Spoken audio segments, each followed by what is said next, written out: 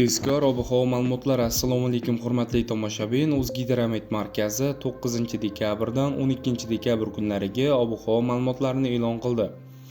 Ushbu kunlari respublikamizning g'arbiy hududlariga sovuq havo massalari kirib kela boshlaydi. Qoraqalpog'iston Respublikasi, Xorazm, Buxoro, Navoiy viloyatlarida 9-dekabr kunlari ba'zi joylarda yomg'ir yog'adi. 10-12 dekabr kunlari esa yog'ingarchiliklar kutilmaydi. Ba'zi joylarda tuman tushib turadi.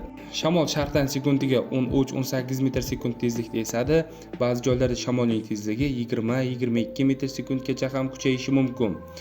Haroratlar kechalari 2 daraja sovuq, 3 daraja iliq, kunduz kunlari 3-8 daraja iliq bo'ladi. Respublikamizning qolgan hududlarida, ya'ni Toshkent, Samarqand, Jizzax, Sirdaryo, Qashqadaryo, Surxondaryo, Andijon, Farg'ona, Namangan viloyatlarida ham havo biroz bulutli. 9-dekabr kuni ba'zi joylarda yomg'ir yog'adi. 10-11-12 dekabr kunlari esa yog'ingarchiliklar kutilmaydi.